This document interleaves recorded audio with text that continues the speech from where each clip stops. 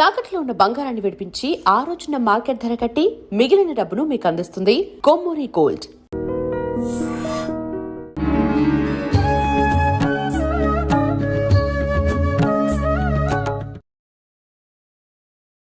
Welcome to I dream.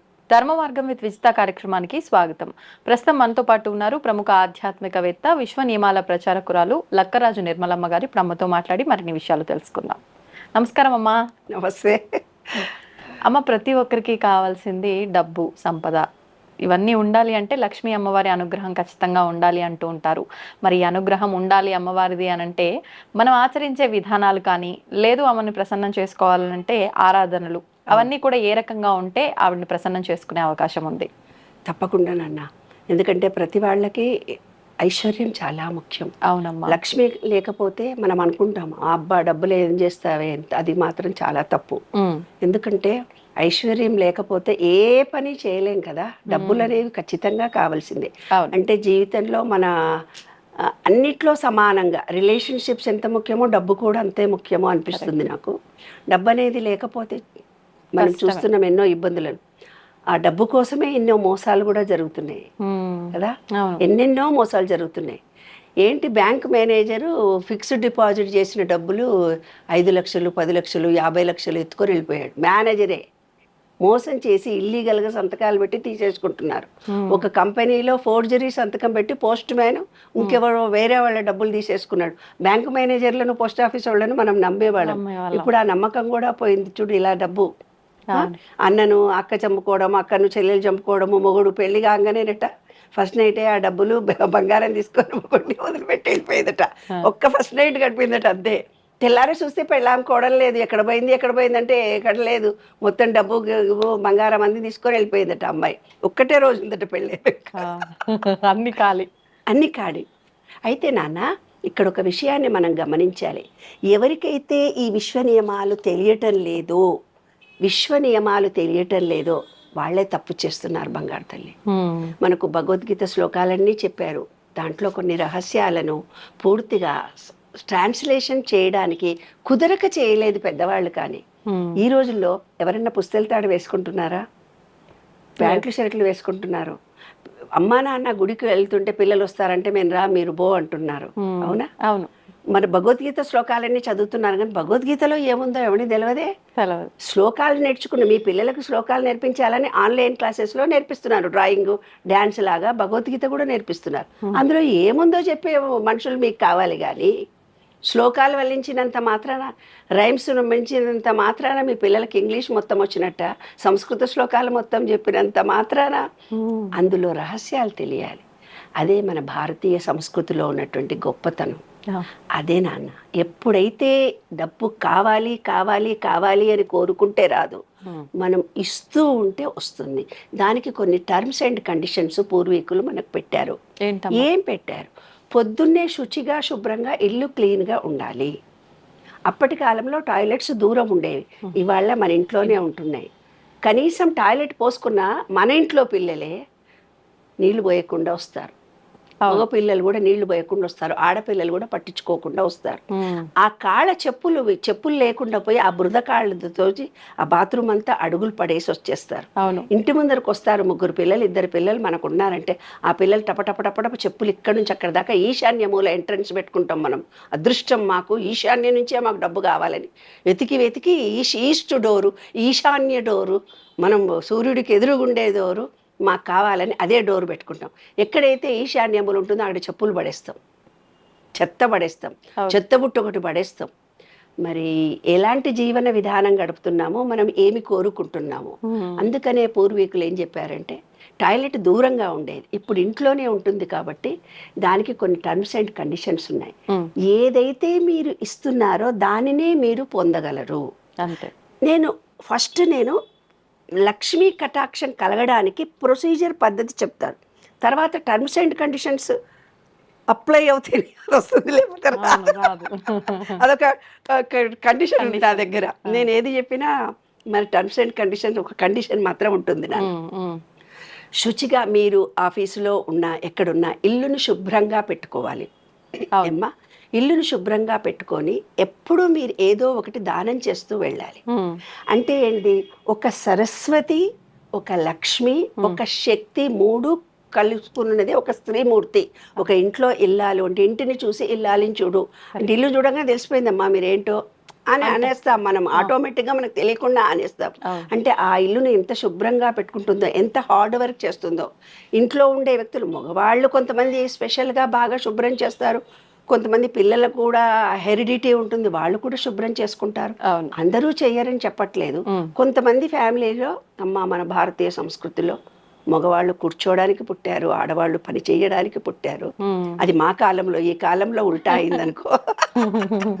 అందరూ సమానంగా పని చేసుకోగలిగారు. ఇంట్లో ఉండే సభ్యులు సమానం. గట్టిగా కేకలేసి అరుచుకోకూడదు, ఒకళ్ళనొకళ్ళు విమర్శించుకోకూడదు. ఏమ్మా, ఎప్పుడు ఒక సన్నటి వాయిద్యం లాంటి ఓంకారం అనేటువంటి ఏదో ఒక మ్యూజిక్ ఇంట్లో పెట్టుకోవాలి. నిత్య దీపం ఖచ్చితంగా వెలిగించాలి. పొద్దున కానీ సాయంత్రం కానీ మీకు ఎప్పుడు వీలైతే అప్పుడు. ఉద్యోగాలు చేసి అలసిపోయి వచ్చి పొద్దున్నే స్నానం చేసి తలంటి ముత్యమంతా పసుపని మిమ్మల్ని నేను అనట్లేదే బంగారు తల్లులారా, అయ్యేం అనట్లేదు. మీకు ఎప్పుడు వీలైతే అప్పుడు శుచిగా శుభ్రంగా ఉండి సాయంత్రం దీపం పెట్టండి, నో ప్రాబ్లం. ఏమ్మా, ఏదో ఒక పూట పురుషుడు కానీ స్త్రీ కానీ ఇంట్లో ఉండే వాళ్ళ పిల్లలు కానీ ఎవరైనా ఒకళ్ళు దీపం పెట్టండి. ఎప్పుడైతే మీ ఇంట్లో టాయిలెట్లు ఎక్కడైతే దూరంగా ఉన్నాయో ఆ టాయిలెట్లకు మూతలు పెట్టి నీళ్లు పోస్తూ ఉండండి. అదొక కృతజ్ఞతాభావం. కృతజ్ఞతాభావం ఉండే వాళ్ళకి, ప్రేమ ఉండే వాళ్ళకి లక్ష్మీ కటాక్షం వస్తుంది, లేకపోతే రాదు. దానికోసమని ఏం చెప్పారు తెలిసిన మన పూర్వీకులు, వాళ్ళ ఇంట్లో పురుషుడు కొంచెం ఆరోగ్యం బాగుండదు, ఆ పురుషుడి ఎత్తు పసుపు కొమ్ములతోటి పూజ చేయమన్నారు, పసుపు కొమ్ముల నోమం చేయమన్నారు.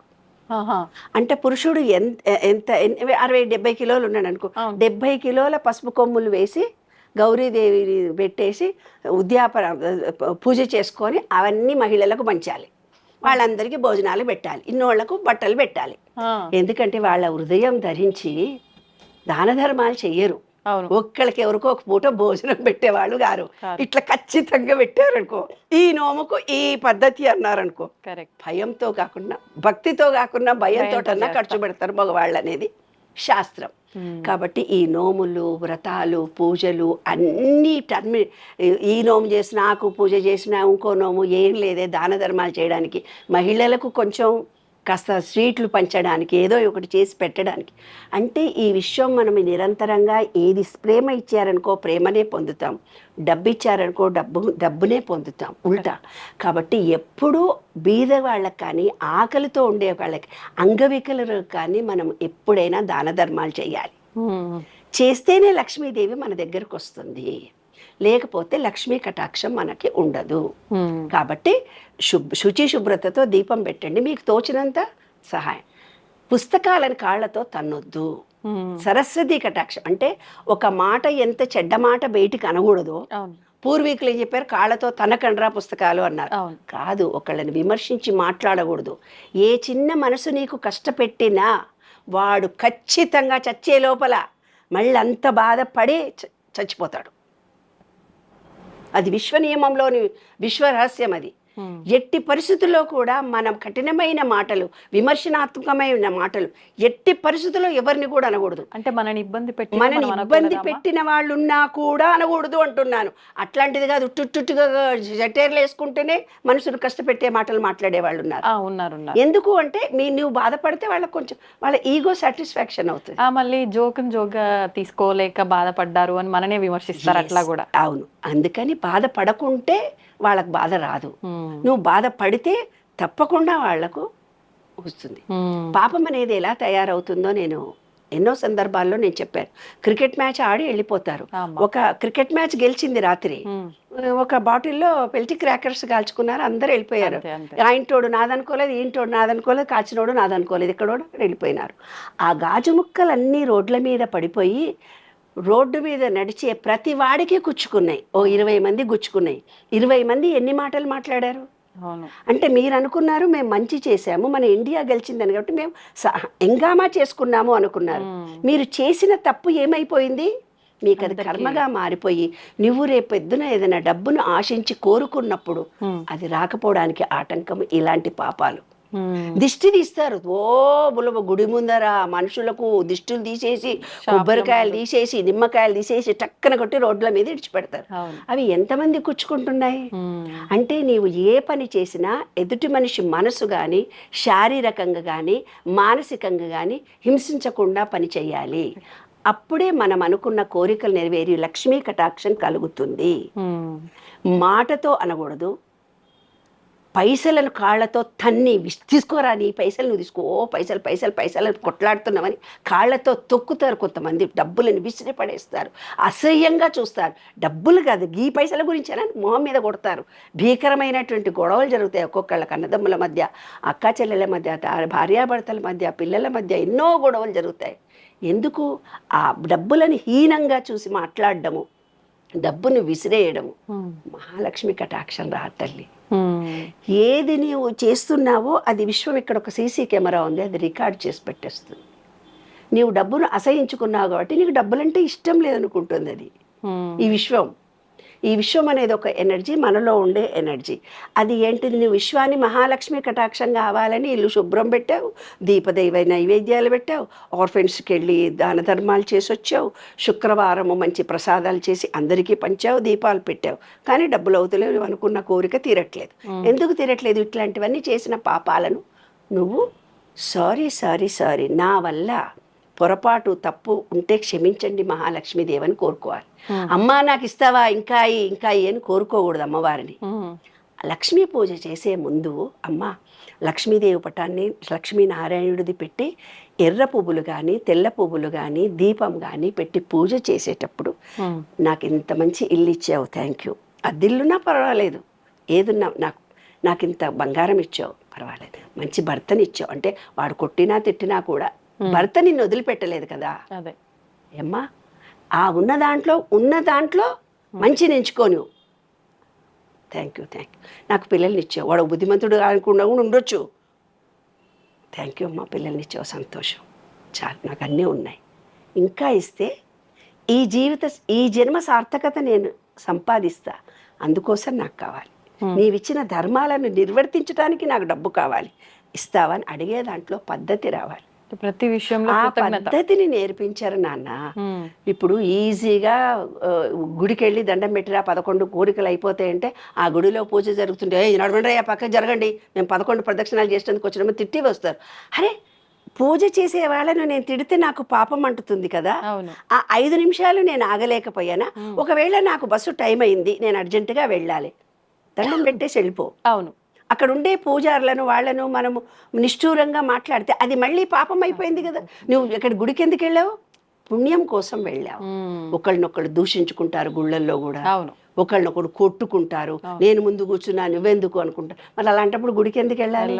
అంతే కదా. కాబట్టి ఏ మాట అయితే మనసును కష్టం కలిగిస్తుందో అలాంటి మాటలు మాట్లాడని వాళ్ళకి, ఎవరి చేతలైతే శుభ్రతతో శుచితో ఉంటాయో వాళ్ళ గురించి, ఎవరైతే సరస్వతిని కానీ లక్ష్మిని కానీ మన రిలేషన్షిప్స్ని కానీ ప్రేమతో చూసి కష్టంలో ఉన్న వాళ్ళకి సహాయం చేసే వాళ్ళకి ఏమడిగితే అది వస్తుందమ్మా. లక్ష్మీదేవి పూజ చేసేవాళ్ళు ఇల్లు శుభ్రం పెట్టుకోవాలి, మాట శుభ్రం పెట్టుకోవాలి, మనసు శుభ్రం పెట్టుకోవాలి, శరీరం శుభ్రం పెట్టుకోవాలి. ఎప్పుడూ నువ్వు ఏదో రూపంలో ఈ విశ్వానికి ఇస్తూ ఉన్న దానివైతే దానికి పాపం ఇస్తే పాపం రెట్టింపయ్యే నీకే వస్తుంది. పుణ్యం నీవేం చేసిన 10 రూపాయలు ఇస్తే నీకు 20 రూపాయలు వస్తాయి. అదే విశ్వరహస్యం నాన్న.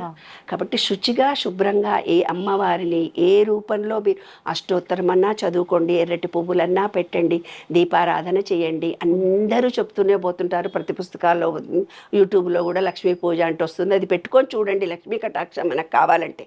కానీ ఈ పద్ధతులు కూడా టర్మ్స్ అండ్ కండిషన్స్ అప్లై అప్పుడే లక్ష్మీ కటాక్షం వరకు వస్తుంది. అదే రహస్యం. ధన్యవాదాలమ్మా. And for more videos, please subscribe to iDream channel. Subscribe to iDream Media. Please subscribe to iDream. Please subscribe to iDream. Please subscribe iDream. And please subscribe to iDream. For more videos, subscribe to iDream.